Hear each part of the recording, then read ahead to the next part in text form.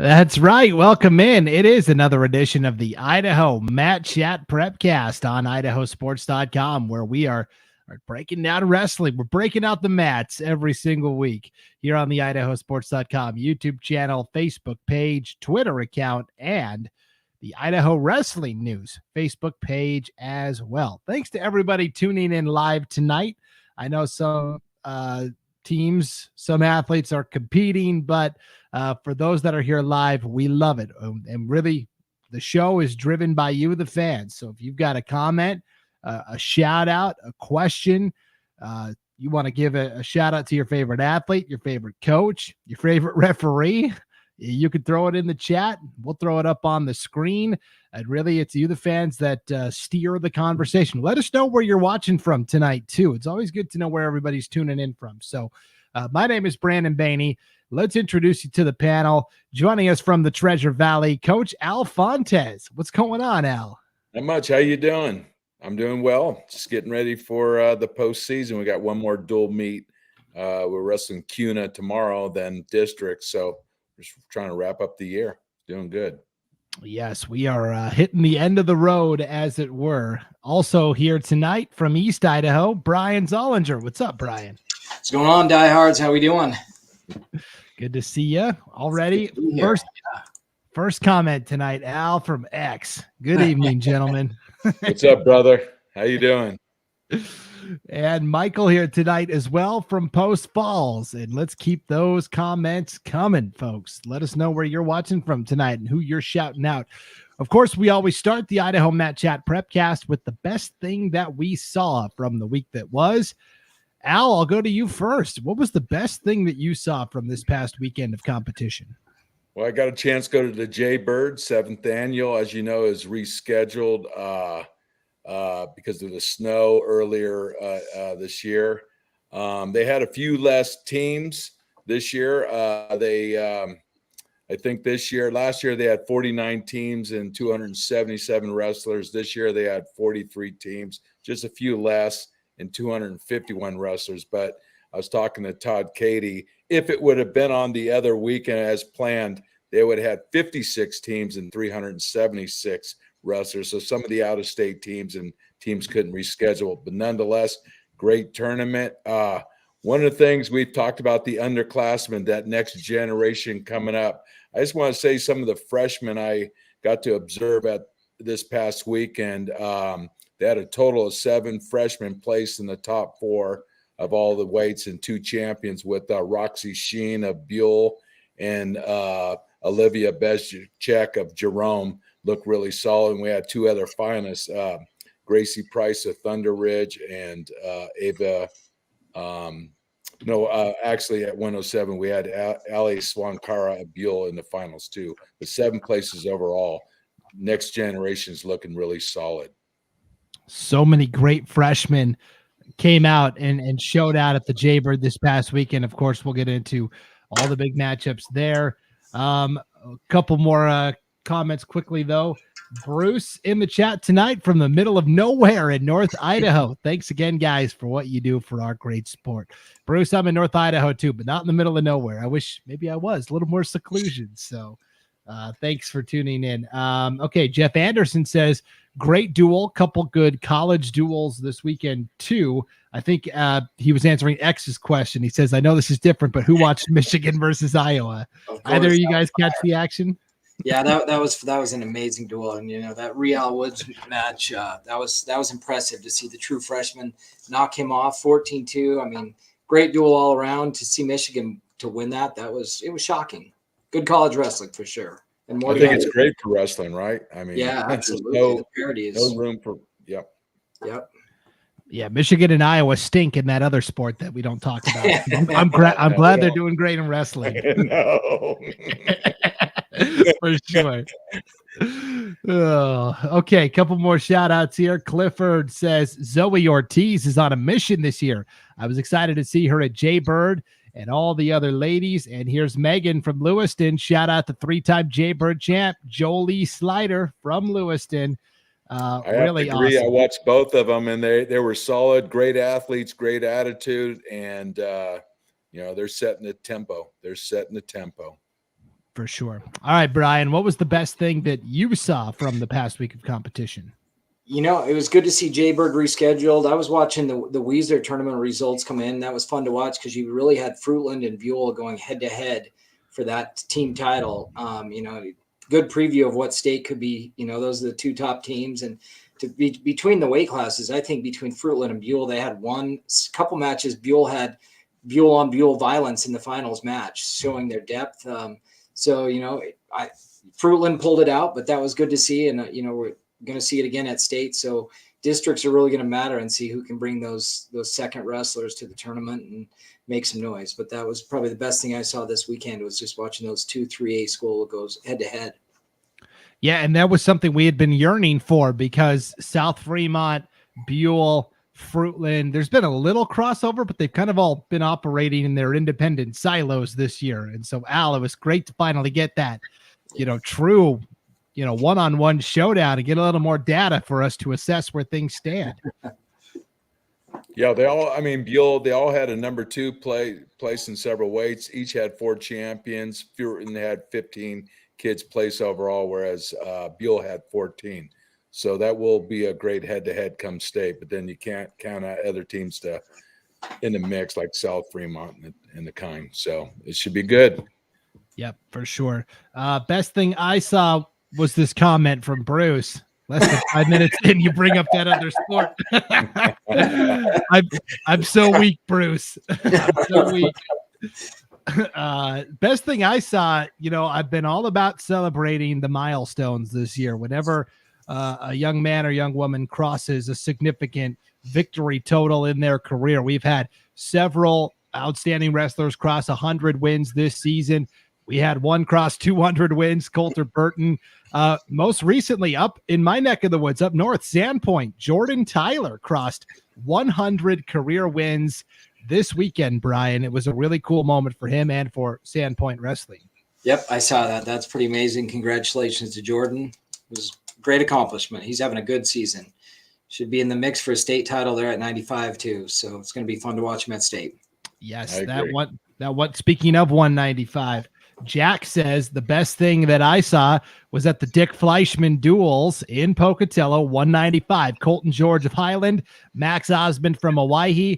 Max dislocated his shoulder, snaps it back in, and gets back to wrestling, and Max wins it in overtime. Al, have you had a chance to watch Max Oswald wrestle with your own eyes? Hawaii and Rocky Mountain certainly cross circles. No, he's a tough kid, and he will definitely challenge for that top spot on the podium this year. He's definitely a force to reckon with. And, we don't talk a lot of Highland in the grand scheme of things, too, right? Madison's kind of the big force in District 5 and 6 for Class 5A, Brian. But Highland has a proud wrestling history, and they've got some good individuals this year, too. They do. And no doubt about it. They bring Anderson back, the state champion, 98 pounds at 5A. They've got George at 95, several other solids. And, 3 or 4 years ago, they've always had a few in the finals, but they were the top dog for about 4 or 5 straight years there in 5A. So great program, and, a little change in coaches this year, but it looks like they're maintaining. Yep, for sure. Let's see.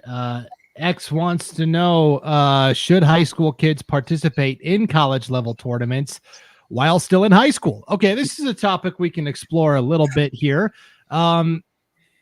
Al, I'm of the camp that if you're good enough, sure, why not? Go see what you can accomplish.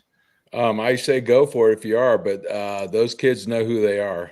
And as we can see with this next generation, we already have high school kids beating Division I placers. We had a kid years ago, Aaron Pico, who's a freshman in high school, already beating kids at the international level, men.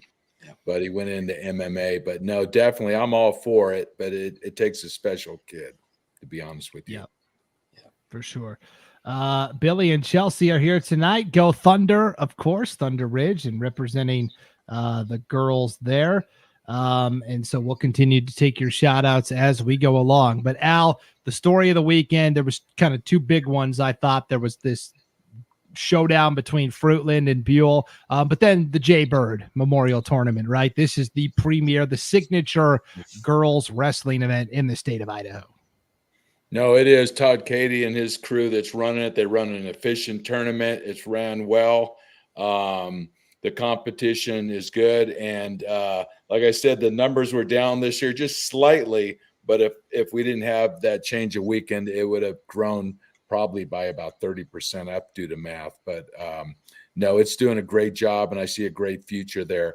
But like, once again, the just total underclassmen there, we even the sophomores, 15% of the placers were sophomores, just like the freshmen.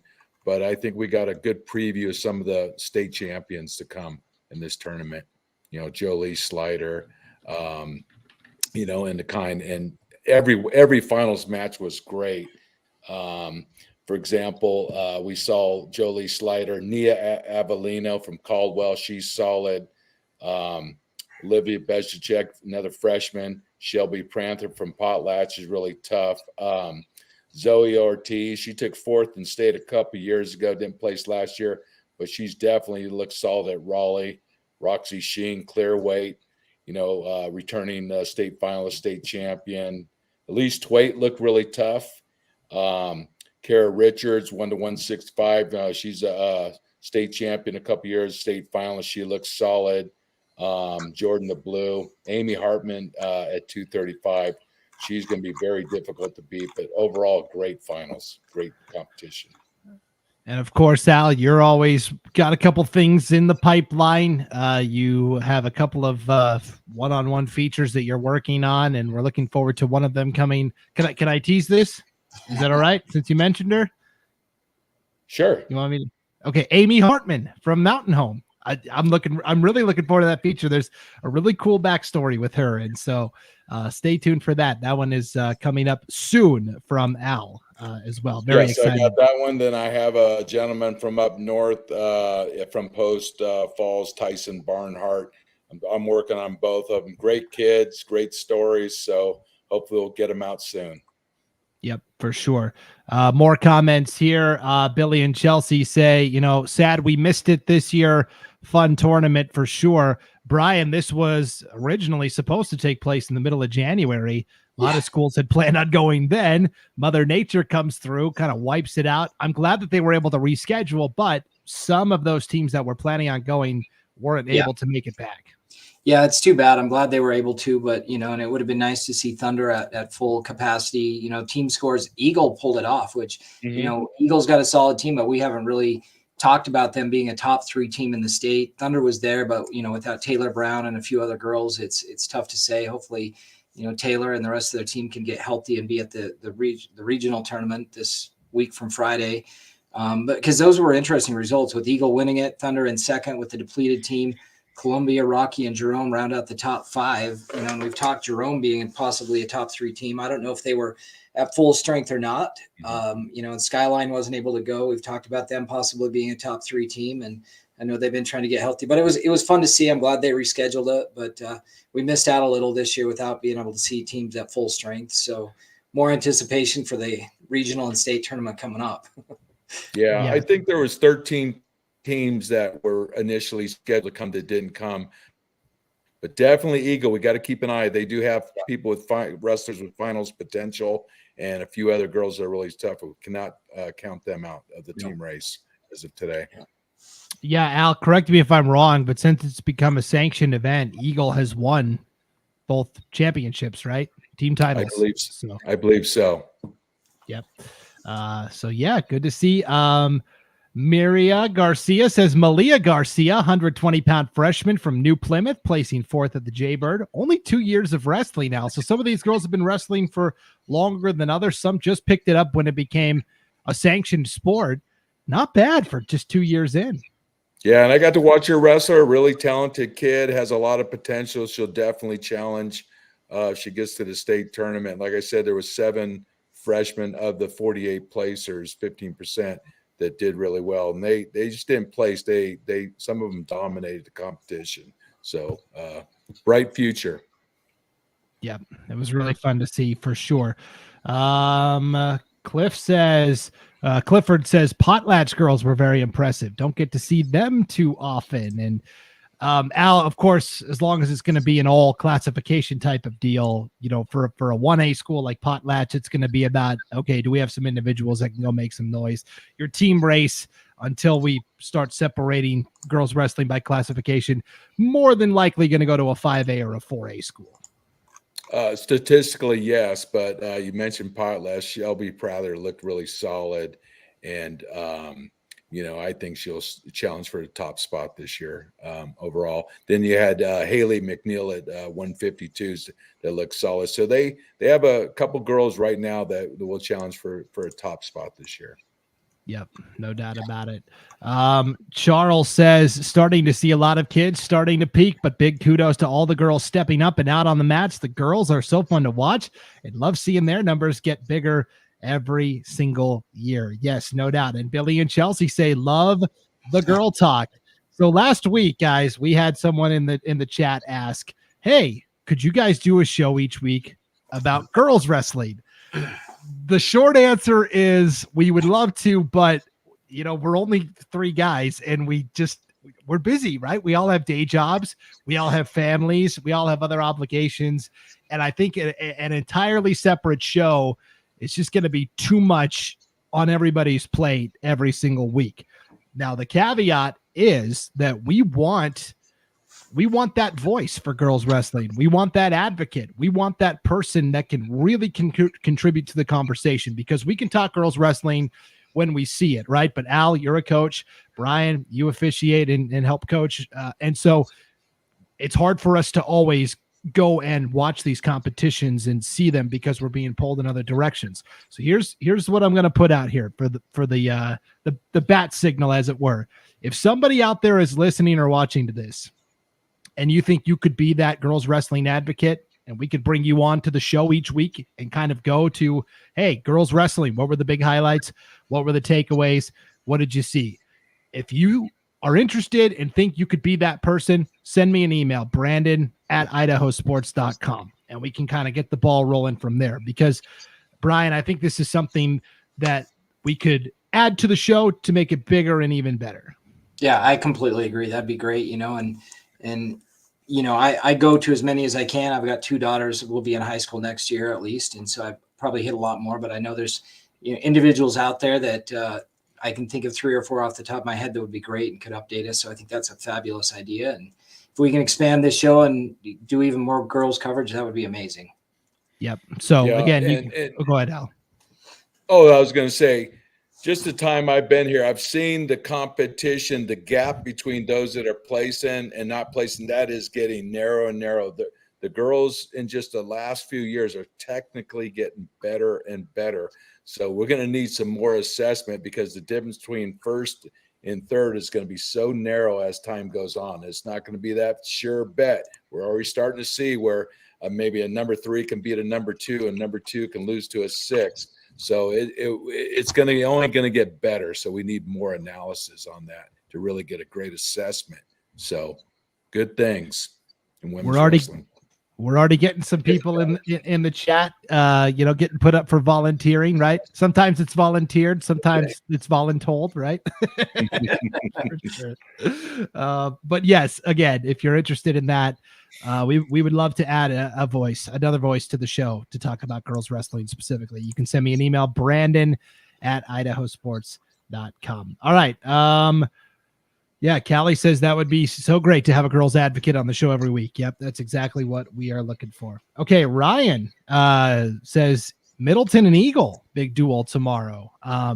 Yeah, Middleton is a team that kind of gets lost in the shuffle sometimes too, Al, with Nampa and Mountain View and Meridian, but Middleton is quietly pretty solid 5A program. No, they'll definitely be in the mix this year. I mean, they could challenge for a top 4 or 5 spot at state tournament. I mean, they got, Blandford. They got a few kids that are really solid. They're doing a lot of great things. Their kids program is growing. No, definitely a team to watch. Yep. And remember, only a couple of years ago, they were a 4A program. Yeah. So, and they're continuing to swim upstream as one of the smaller 5As for sure. Here is Zach in the chat. I officiated Utah girls divisionals this past week. They had a head start, but I'd put our girls up against theirs anytime. Idaho girls are looking tough. Yeah, we've talked about a lot, how Idaho would stack up with Washington and Oregon and Nevada, but we forget about Utah sometimes down there in the southeast corner of the state. I would say, Brian, in the competitions we've seen this year where Utah teams have come to compete, Idaho's held their own for the most part. I know some Utah teams came up to Tiger Grizz and performed well, but it is an interesting dichotomy. It is, and especially the girls, they're right. Utah sanctioned it a couple years before we did, and have produced some great. I mean, they've got some Olympic caliber girls on the senior circuit right now from Utah, and I think Idaho in this short time has caught them, if not surpassed. I'd put our top girl teams up against their top teams any day of the week, and especially with this freshman group that Al has talked about with Allie and Olivia and Roxy Sheen and. I mean, the sophomore class in Idaho. So absolutely, our girls have done a fabulous job, and, we're right there in the mix, if not better. Yep. No doubt about it. Here's Lynn, my weekly Go Post Falls Trojans, boys and girls. X mentions a lot of colleges are picking up girls wrestling, which we love to see, of course. Ben in the chat says the rumor mill is BSU is considering bringing wrestling back. Ben, I would love to know your sources because we talked about this a couple of times on the show this week. And Brian, it seems like every time we start getting everybody excited, they say, whoa, pump the brakes here. Yeah, I would love to see it, but I have not heard of any official movement or meetings or considerations. So we're not. We'll keep pushing. I think everybody in the wrestling community should keep pushing. Anybody that's got relationships with the athletic directors at the university presidents, use them and let's keep pushing. But I haven't heard anything solid. Yep. Let's put the pressure on, stand up and let them know what we want for sure. Okay, guys, a topic I wanted to bring up tonight, speaking of other states, we were talking about Utah versus Idaho. I had totally forgotten about this, but in my sports broadcasting career, for a brief time, I lived in Nebraska, actually, way over there in the Midwest. And in Nebraska, they do wrestling a little bit different. They have a state tournament, of course, where everyone brings their team and battles it out, and it's based upon points. But they actually also hold dual championships where you come with your team and it's a bracket. And hey, in the first round, Bonneville's going to take on Ridgeview. The winner of that's going to advance. And I'd totally forgotten about that until this past weekend. I looked and I saw some of the results from the dual state championships. So, Al, I wanted to pick your brain on that a little bit. It's kind of a cool concept, and it's a totally different strategy and totally different team could win that versus the big wide open tournament where you've got to have depth in numbers. I think it would be great. I mean, many states have done it. We have to keep in mind this would be a great opportunity for teams to bring home an additional banner at the state level. That you got seconds and thirds that may be on that team that may not qualify the state, but then this would be an opportunity to be part of that team environment, that camaraderie. It's a whole nother dynamic, and I really think we need to push back the dual meets. I think that'd be a great idea. However, if we were to do that, we would have to reevaluate the whole season. And who's that going to affect, right? You got different tournaments up to this point. So it'd be worth looking into, but I think it would be a great step forward. Yeah. Yep. I don't think it'd be, it would be interesting. I think we should do it. I'm all for it, and it doesn't have to be at the end of the season like everything else. It could be early January tournament. And logistically, I think the biggest division right now, it depends if you combine 1A or 2A, but 4A, I think there's 29 or 30 schools. So, to keep everybody busy with not too many buys, you've probably got to have, at least a 12 mat tournament going on. So it gets tough. There's only a few facilities that could do that. The Holt Arena could, hold 20 mats, so they could do a tournament like that. But I would love to see that. I love the idea. I'm with you, Brandon. I've seen other states do that, and I watched that, and I think it'd be a great opportunity because it turns out different than the individually bracketed tournaments, just the way it scores. And so I love it. And it wouldn't even have to be an official one to start. We could just have, 4A duels and 5A duels, and it'd be a lot of fun. We just got to get the coaches together on the same page and do it. And Oh, if that's all it's going to take. It's all about growing wrestling, right? Trying to grow wrestling. Like we talked about it last week. This time of the year, sometimes it's hard to keep those third and fourth string kids out who may have potential on the team because now they're known they're not going to qualify to districts. A lot of kids, end the season early. This could be an opportunity to keep some of the kids a little bit longer, give them that extra competition. Yeah, we talked about Idaho Sports sponsoring the Super State. Maybe Idaho Sports sponsors the dual team tournaments here. Yeah, we can put that in the hopper for sure. Yeah, the way Nebraska does it is dual state championships were this past weekend. Then they go like a week, 10 days for district competition for the big team tournament, and then the team state tournament will take place after that. So I think you could adjust a couple of things on the calendar and make it work. And guys, I'm picturing a world where we end up, if girls wrestling continues to grow the way it does, you have 3 signature events every year where you've got your dual championships and your girls state and your boys state. And you just, North Idaho is going to host this event this year. Treasure Valley is going to host this. East Idaho is going to host this. Every region would get to host an event every single year, and you would just rotate it. Mm-hmm. Yeah, love it. Yeah, let's get it done. look at us. Hey, Brandon, and this is Brian and Brandon. I got a question. I'm trying to learn everything I can. The Weezer tournament, 35th annual. I saw a photo of the Brunson brothers, Bowen and Riley, and they had this wooden hatchet for the champion. Is that a tradition? I mean, I thought it was really cool. It looked like for the champion, each way they had the stenciled in there the weight group and the tournament. I've never seen that. Is that something new or what? I saw the same thing. I saw the same pictures. But yeah, I don't know if it's a tradition. We've got a few people online that were there. Maybe Amy Scott can tell us if that's a ongoing thing. I'd love to know about that. I thought, Yeah. Amy was in the chat. She said, no divisions. Let's just go dual. So she's on board with our idea, guys. For sure. And I'd be curious to know about that too, Al, because I'll admit, I don't know. I don't know if it's. No, the woodwork was excellent. Whoever did put them together, it was really great work. It's one of those things where if I was a wrestler, I'd want to go there and try to win that thing. So I thought it was really cool. Yep.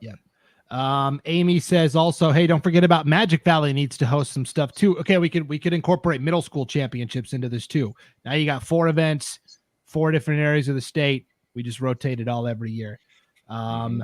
Miria says we did have the Pilgrim hats at the R.D. Brown Invitational in New Plymouth. We talked about that. Al, you were spreading that fake news. You said the cats had gone away, and that was not true. Real news. It's real news. Okay. Renee says when I reffed the Weezer tourney 5-6 years ago, they didn't have those bad what axes. So they're excellent. I like to know who made them. I mean, they were solid. It sounds like Amy's commenting, saying it was maybe a special award for the 35th annual tournament. So, which is too bad. I mean, Weezer, come on, do those every year, and we'll grow this sucker. And Raleigh says those axes were made in the high school wood shop. That's even better. That's pretty cool. Gotta love that. Sean in the chat talking about dual competitions. We've had some good ones on the boys side. Between South Fremont and Meridian last year, Nampa and Post Falls this year. He's with Amy. No divisions, just let them go at it. Best team standing. Who would win if let's say Idaho had a dual championships this year? I'm inclined to go with Bishop Kelly. I'm just thinking who's top heavy, but Al, what do you think? Bishop Kelly would be up there. Minico would be up there. You got Meridian would be up there. Post Falls would be up there. It would be really. I'd have to look at all the rosters, break everything down, but those teams would definitely be in the mix. Yeah, I have to agree. I think Meridian or BK just their ones are solid. Solid lineups. I like those 2 schools, but you're right. Minico, Buell. There could be some dark horses. Nampa's got really solid little weights. They could gain they could be up 30 points in a duel by the time you finish the first 6 weights. So yeah. Oh my gosh, that is true. Hoyt and Brock say dual championships would be cool. Maybe keep track of season dual records from each division, and then the best of the best make it to the tournament. The tricky part is going to be some schools do more duels than others, Al, but could make it there could be some sort of criteria on how you could make it for sure. Yeah, you got to incentivize it. You got to make it something that's special to go to, that means something to the kids to win that championship. No different than winning that medal at state, tops medal. So, yep. And also, let me see here. Evan says you could look at how Montana does it. They have class state dual tournaments. It may not be state, quote unquote, but it's everyone from the classes at the chosen spot to duel. So yeah, a lot of states are doing this. It'd be a cool wrinkle we could add, I think, and it would be really fun. Sean says, how about North versus South? Only problem with that, Sean, is North Idaho is real skinny like this, and then in the South gets progressively bigger as you go down. But I like that. Yeah. Sean says like JUCO does for dual state champs. Yeah. Yeah. Fun. Bugsy says dual tournaments is a different animal than regular tournaments. I've seen great tournament scoring teams that weren't great dual teams. Yeah, I think. Bishop Kelly is going to do fine at state this year, but again, that's kind of the big example I go back to. I think they could do really well in a dual format, whereas maybe they don't have the depth in a traditional tournament. Renee says, sorry, boys, going to have to miss tonight. Wife said we're going out. Had a blast in the D3 Invitational. Didn't see any Idaho girls, though, unfortunately. So it won't be long, and we'll be seeing more girls at that D3 Invitational. So they're coming. There's, only a few Idaho girls in the college ranks right now, but the next 2-3 years, we're going to be throwing a bunch out there. So just like boys college, I mean, that's going to be a blast to watch the next 4 or 5 years, because we're going to have, 24 boys on D1 schools here in 2 or 3 years. So same with the girls. It'll be fun to see. Stay tuned for sure. And Renee, we're bummed you're not going to be able to hang out for the rest of the live show. But the good news is you can always go back and watch the replay on the IdahoSports.com YouTube channel, Facebook page, Twitter account. And that's a good reminder for everybody that's in the chat tonight. It might be hard for Renee to find the replay link amongst all the other, stuff going on social media. So if you can hit that like button, and then when this is all said and done, share this, it's going to help Renee and everybody else find it a little easier amongst all that social media stuff. So big thanks for doing that. Let's see. Bugsy says Idaho could do North and Central and East Idaho versus Southern and Southwestern Idaho. That other sport that I'm not supposed to talk about does a statewide all-star game where they kind of break it up that way. It's kind of the metro area versus region, which is like everywhere else. So you could do a North, South, East, Central type of thing, Brian, break it down by but at that point, you're almost looking at just the districts, right? Yeah. And then we have a tournament similar, the High Country Classic or High Country Conference duels in East Idaho. I think there's roughly 20 schools there. It's a dual team tournament. There's several throughout the state that are, and it's pretty much localized. I think American Falls does one with about 20 teams, but to have an official would be fun for sure. Yeah. Let's see what else is going on in the chat here. Bugsy says exactly population wise anyway, right? Yeah, all that metro stuff. Because the greater Boise metro is 600,000-700,000 people. I mean, we're the most populated area right here in the Treasure Valley, so it'd be interesting how that would break up. Yeah, for sure. Preparing for districts this next week, I think it'd be fun. Our listeners, we've got a lot of injuries. We've seen the last couple of weeks tournaments and trying to handicap these state races, like who's coming back, who's going to miss out. We've talked about injuries. Post Falls had Trey Smith was out. Is he going to make it back for district state? I've heard not. The Valero kid from Minico was injured. Is he going to make it back? Paxton Twist from Minico. If anybody knows if these kids are coming back, let us know. It'd be fun to know for rankings, for handicapping this. And so if you're watching, somebody's coming back, let us know the good news. Yes, because we're getting to that point where it's time. It's time. Yeah. You're either back or you're not.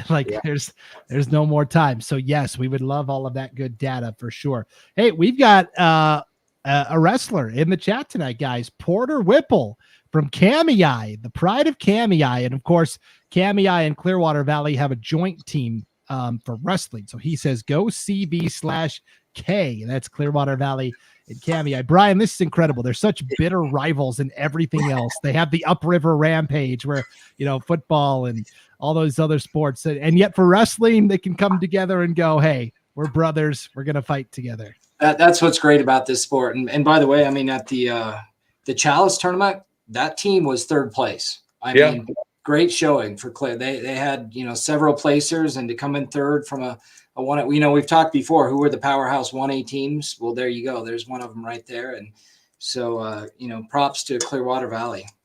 Yeah. Cause South Fremont won it. Sugar Salem was second, right? Yep. Yeah. And then Clearwater Valley was in third, which was super impressive. Way to go, boys. No, I saw that. That was really great. Yep. Yeah, the Rams have been fantastic for sure.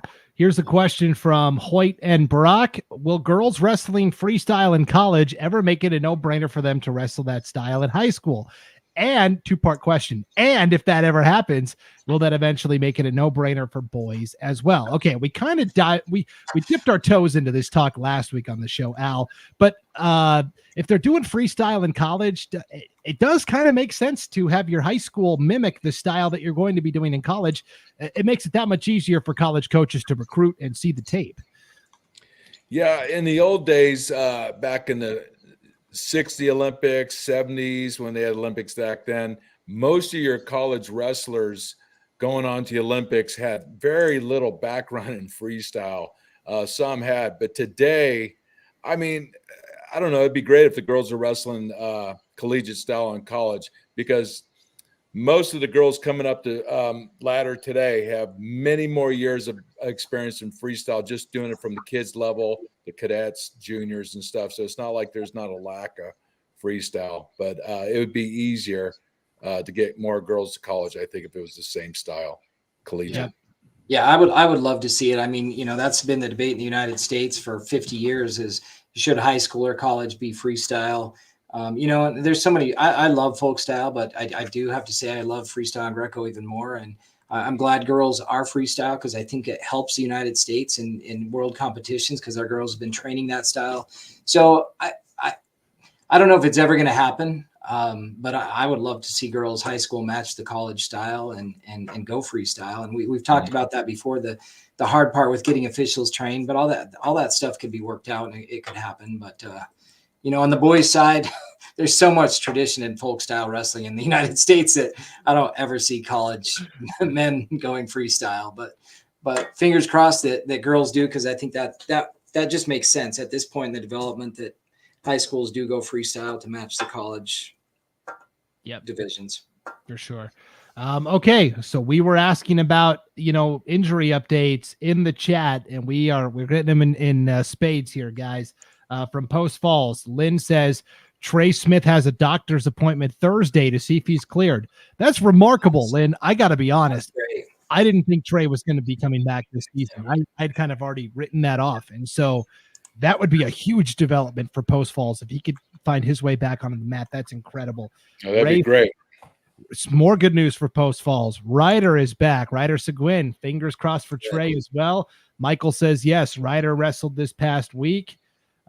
Billy and Chelsea say Taylor's going to be back for districts and state. That's going to put Underridge girls in that driver's seat for the team title, we think.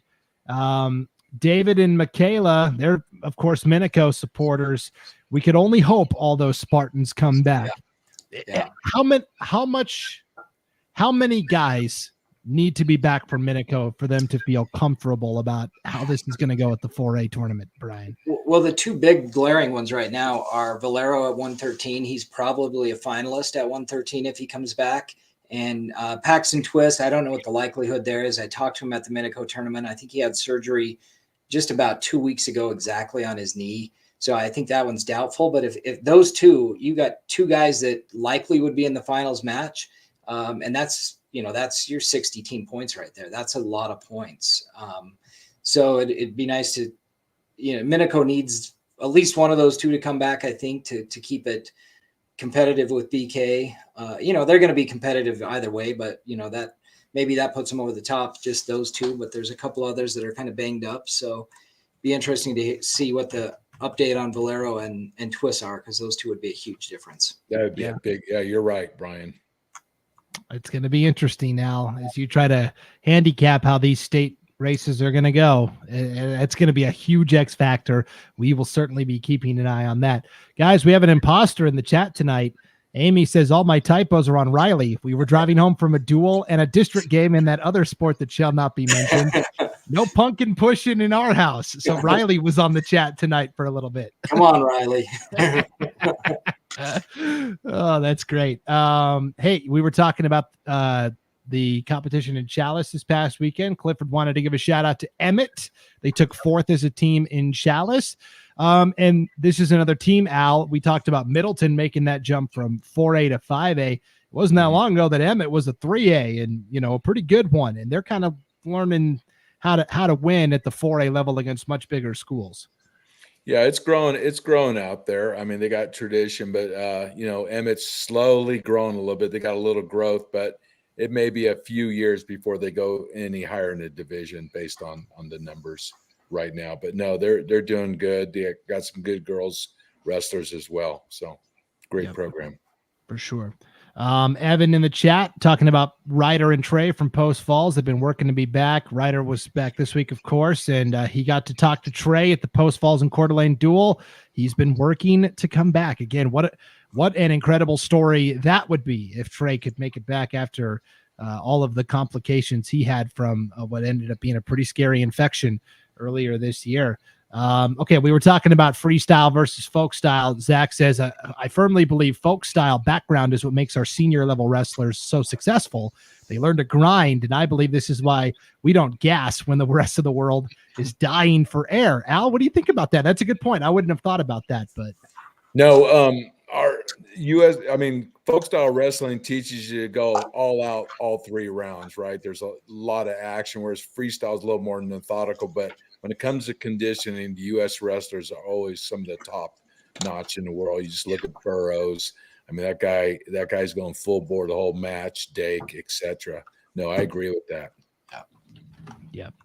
Okay. Also in the chat here, Rob says Andrew Duke of Sandpoint should be back for districts and state. That is great news for the Bulldogs. Yep. Let's see. Also in here tonight, we were talking about all these great duels, right? Eagle and Middleton, Rocky Mountain and Cuna, right, Al? Mm-hmm. And then Gustavo says Nampa versus Meridian duel tomorrow should be a great one. That's top ticket. No, in fact, I would love to go to that one. Yeah, it should be a great match. Yeah. Al, could we just have somebody take your play? Like, do you just loan that hat to somebody and as your stand-in? And you could...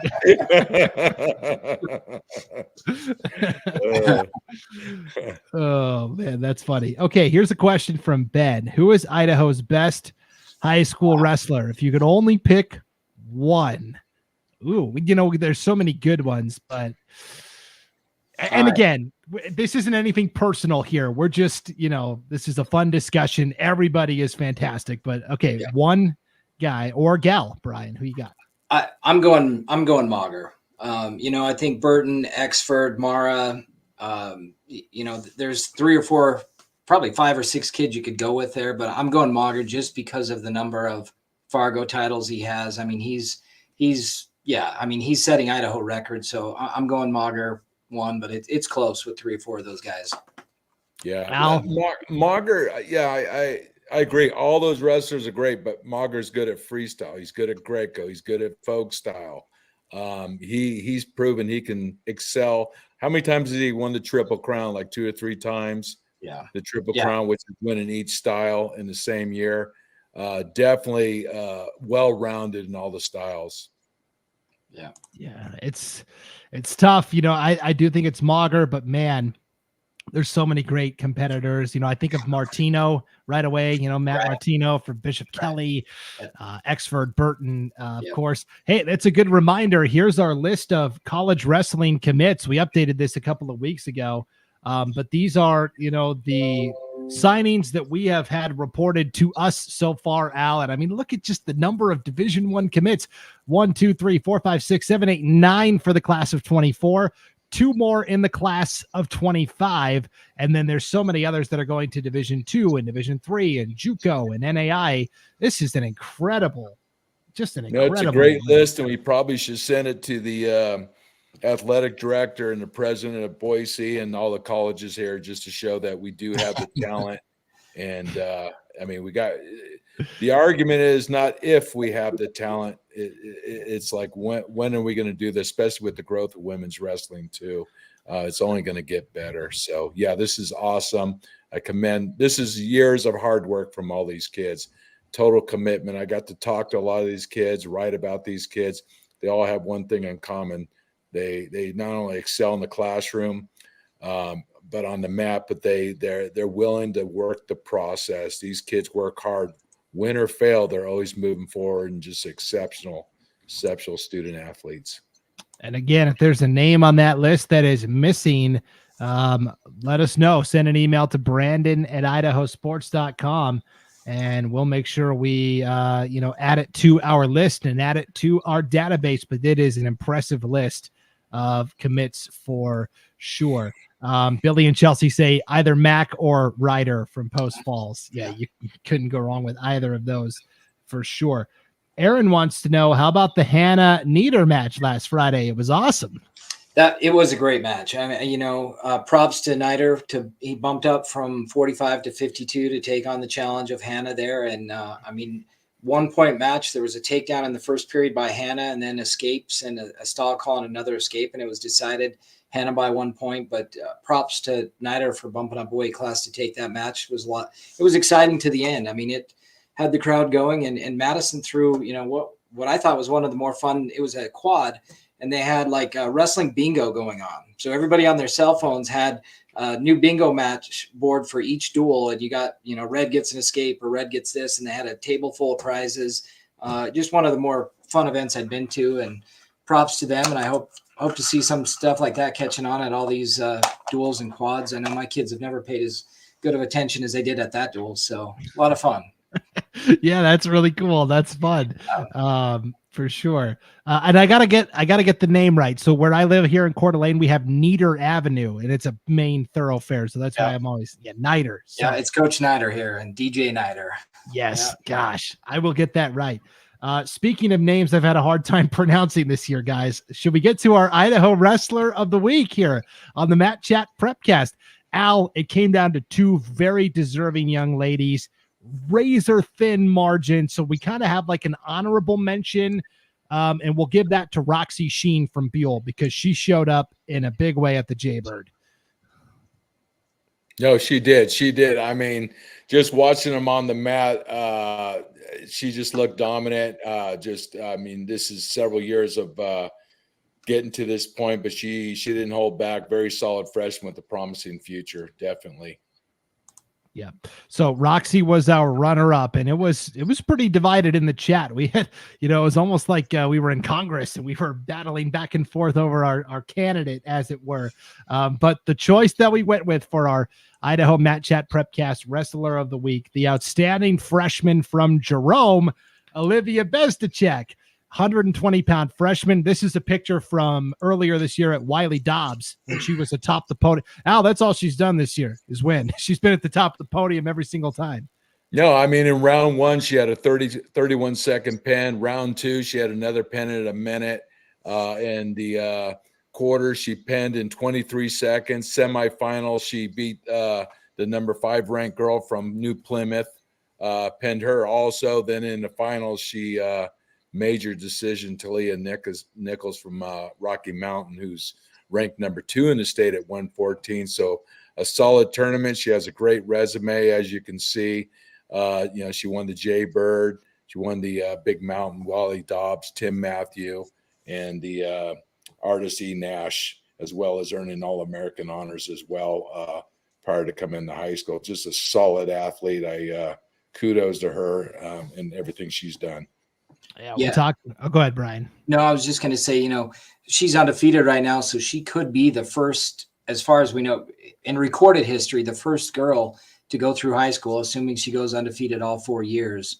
The Ridge Lovett of girls wrestling here in Idaho. So super impressive. I'm not aware of another freshman this year that is undefeated. I know in boys we've got Morrison with like 1 loss, but as far as girls go, I think she's the last undefeated wrestler we have. Yeah, that's incredible for a freshman. Just remarkable. And I'm forgetting Kiana Conrad. We have 2 girls, so yes. They're both going to be vying for that for years to come. And both freshmen, which is just remarkable. No, it's great to see. I just encourage her as time goes on to challenge herself. If she has to go to some higher level competitions to see how she's advancing, continue to grow and go. You can have a promising future. A lot of love for Olivia in the chat here. Anne from Jerome. Olivia is very deserving of this. She's an awesome young lady. Melody says Liv is a beast. Amy says Liv and Roxy are awesome. Love that you're giving her some recognition. She's just an incredible human as well. And Melody also is helping us out here, guys. Ali Swansara. That's good. Hey, I appreciate it. We see these names in print and then we don't have to say them unless we're on the show. Speaking of guys. She took second at tournament at the Jaybird. I got to meet a lot of the parents from Buell. The girls that we had mentioned, I got to meet their parents. Great people, great families. Had real good conversation with them. We were talking wrestling this weekend. So kudos to their daughters and the programs. Keep up the great work. Yep. Melody says Rox's only loss is to the Wyoming state champ. Yeah, and Tiger Grizz finals. It was a good match. And I saw Tina's comment on Jolie's only lost to a boy. Is that her entire high school career or just this year? Because that, maybe she will be the first undefeated 4 years in high school, because her freshman year would have been the first year it was a sanctioned sport. So that's the first class with that possibility. Yes. And Tina says it was this year. This year. Interesting. Okay. That's pretty remarkable for Jolie too, though. It is. Yeah, that's awesome, for sure. All right, guys, I'm getting lots of heat in the chat here. Coach Snyder, come on, Brandon, you got to remember the name. Then I was talking about the street here in Coeur d'Alene where I live, and I don't even have that right. Lynn says it's also Nider up here, Brandon. So my GPS says Nieder. So when I'm navigating around town, that's what I hear. And Evan says, yeah, Lynn, he's still new to the area. If he hangs with us, he'd get it. Oh, man. You can count on a couple of things every week on the Match Chat. We're going to have really good conversation, and I am going to get roasted in the comments, and I'm okay with that. I'm good with that. It's that round pumpkin ball that gets you. Yeah, exactly. And, Bridget says, never trust that GPS. Yeah, that's for sure. Landmarks. Right. Okay, let's see a couple of comments here before we get out of here. David, let's see. Amy says Buell senior night Thursday, Buell versus Declo and Kimberly. Our house votes best wrestler in Idaho is Mac Mauger as well. We were talking about that earlier. Let's talk about Declo for a second, Brian, because they've had a pretty good history and tradition over the years in 2A this year as well. And they've got a couple of individuals that could make some noise. Yeah, no doubt about it. I mean, you have, one of the Idaho greats to come out of there recently is Derek Matthews, who won the U.S. Open in Greco, having a great college career at North Colorado, knocked off, I think, the number 4 kid in the country. And this year Declo's, they're right up there too. I mean, they're competitive and could make some noise at state. I don't know that they're going to be contended for a top 3, but they're in the mix, 5th, 6th in there. So yeah, it'll be interesting to see Declo compete. Clifford says the Emmett girls travel to Caldwell tomorrow for a tri-duel with Caldwell and Nissa. That should be pretty good competition now. Yeah, Nissa, I've seen Nissa wrestle. Got a good program. They tend to come to a lot of tournaments in our local Treasure Valley. So no, it should be a really good match. Yep. Daniel wants to know, has anybody crunched the numbers on wrestling at the next level versus all other sports? Just off the top of my head, Brian, I would think that football probably has the most, only because there's more positions and more players that contribute to the team, whereas wrestling, the lineup is set. In terms of that other sport we don't talk about, I know we have a lot of high octane Division I type talents recently, especially on the girls side, it seems like. So that's a sport. And then also, I would say another one that's probably high up there with football would be like track and field, right? Yeah. Just because there's so many athletes. Yeah, it would be interesting to see the numbers crunch, but I mean, on a participation level, wrestling is right up there. I mean, obviously in football, you got 50-man rosters in high school, 60 kids. But there's so many opportunities. Every school has a football team, it seems like, whether it's Division I, II, III. So I would guess it would be football, but it'd be interesting to see. That's a good project for IdahoSports.com.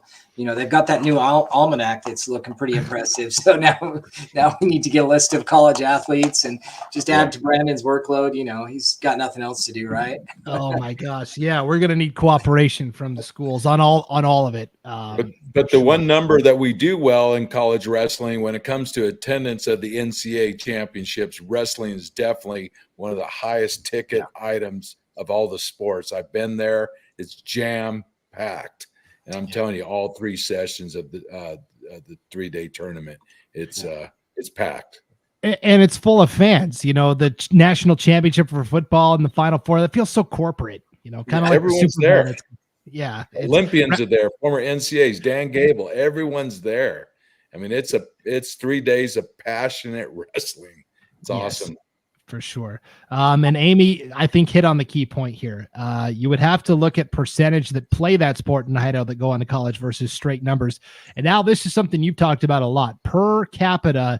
Idaho's, you talk about, Idaho per capita is up against any state in the country in terms of top end talent. We may not have the sheer numbers of a California or a Nevada, but Idaho holds its own. You could apply the per capita theory here as well, right? Per capita with this sport, what percentage are moving on? Yeah, we're the 38th. As far as number in state, I think we're number 38. California is number 1 with like almost 40 million. We got what 1.9, nearly 2 million people. I mean, for what we do, it's incredible. Yeah. All right. Last question here, guys, before we get out. Hoyt and Brock want to know, before we get to the postseason, do we have favorite moments of the year? Best match, duel, tournament over the regular season 23-24. Do either of you have a moment, or do you need time to think? There's so many. I mean, Raleigh Lane, that first Exford Burton match was just an amazing match coming down to the last minute. That's one of the great ones, but there have been so many good ones. It'd be hard to definitely say one moment, but that was one of my favorite matches of the year, just because, now we've had 3 parts of it, so it's not as exciting, but that first one was just fire. Mm-hmm. And that's what I was going to say. Jacob, in our chat today, billed it as the trilogy between Carson Exford and Coulter Burton. And then immediately I just thought of Star Wars, Luke Skywalker, Darth Vader. I'm not saying which guy's which. I'm just saying they've been very evenly matched. And of course they did meet at the Dick Fleishmann in Pocatello this past week. So that just those two, because now they'll go their own separate ways. To see those 2 battle 3 different times this year has been pretty remarkable. Yeah, David and Michaela agree. That Burton Exford was another great one this last weekend. Maybe we get to see that matchup in college in another year or 2. So that would be great. Yeah. Oh, that'd be awesome for sure. Al, we'd have to fly you out there to cover that. I'm ready. I'll get a press pass, no problem. Yep. I've been to the NCAAs. I can tell you, it's a great event. So yeah, it's you haven't been there, go for sure. Okay, one last question here, and then we'll get out, guys. Carson wants to know, in your opinion, who's the true number 1 wrestler, 2A 152. 2A52. Trying to think who's 2A52. 2A. Probably I would have to go with Beck. Beck from Aberdeen right now, I think he's probably got maybe 1 loss at the Minico tournament. He might have another one I'm not aware of. The Sessions kid from North Fremont, if he stays 52 and doesn't go 60 for state, is going to be competitive, but my vote would be Beck at this point. And I was going to say, looking at his last name, I think he was fishing for an answer there. And good point. I'll tell you our current rankings. And of course we update those every Wednesday or Thursday. We've got Jacob Shaw from New Plymouth 1, Caden McClemtag from Priest River 2, Hyatt Beck Aberdeen 3, Sessions from North Fremont 4, and then Thane Stringham from Oakley and Eli Noah from Tri-Valley. I like McClemtag from Priest River too. It's going to be a competitive weight. It is. It's going to be solid, and in records, they've all got decent records. It's too bad. It's crazy that none of those guys have matched up head to head. Literally the top 4 or 5, the Stringham kid from Oakley. I don't know if McClemtag has wrestled. I know he hasn't wrestled Beck or Sessions. Yeah, that could be wide open because we don't have anything to compare east-west there, but could be anybody's match, but Beck's definitely in that conversation there for sure. Yeah, it's going to be a really fun one to watch. That entire 2A tournament, I think, is going to be just phenomenal. So, okay, that'll do it for this edition of the Idaho Mat Chat Prepcast here on IdahoSports.com. I was looking for one last comment here. I've lost it because we have so many people on commenting, which is great. We love that. Brian, somebody in the chat asked you, where's your 49ers hat at? I'm with the wrong week. I'm saving it for game day. It's game day right now. It's on a shelf, ready to go. Yeah, he's got it encased in carbonite, ready to break out. Al, who are you going for Super Bowl Sunday? I'm going to go for the other team. I'm not, even though I came from the Bay Area, I'm not a 49er fan, to be honest with you. I grew up liking the Raiders, but at least they're playing at their Well, you got Bridget on your side. It's all good. It should be a good game. Bridget and Al say go Chiefs. I take the Chiefs though. Okay. And Brian and me and Billy and Chelsea say go Niners. Go Niners. That's where we're at with it. So wrestlers, watch your diet. No Super Bowl parties. That's right. No Super Bowl parties. Hey, one quick programming note for everybody. Next week, we're going to take a 1-week hiatus, only because really it's going to be just district tournament results. And there's just going to be not a ton to talk about. What we expect is what we're going to see for the most part, I think. Plus that other sport is going to have, a girls' state tournament that I got to get ready for as well. So we'll take a. Oh, here's H.A. Bainey with the sports ball again. Yep. And here's David and Michaela. Swifties, check in. That's funny. Okay. But yes, Amy says good luck to everyone at districts, and we want to wish everybody good luck as well. But we're going to take next week off, and then we will come back in 2 weeks with our state tournament super duper extravaganza. Does that sound all right to you guys? Perfect. Okay. Awesome. All right. So we will take next week off, but we will be back in 2 weeks, live Tuesday night, 8 p.m. Mountain, 7 p.m. Pacific, for another edition of the Idaho Mat Chat Prepcast right here on IdahoSports.com. Big thanks to everybody who joined in the conversation tonight in the chat and participated. Really, the fans are what it's all about. Stay tuned for our updated rankings. They'll come out Wednesday and or Thursday, depending on how chaotic things get this week. We're working on them, but stay tuned for that. And otherwise, travel safe to wherever you're headed for competition. If you could hit that like button one last time before you head out and share this, we'd greatly appreciate that too. It'll help everyone find it a little bit easier. But for Coach Al and for Brian, I'm Brandon. Thanks for tuning in, everybody. We'll see you next time on the Idaho Mat Chat Prepcast on IdahoSports.com.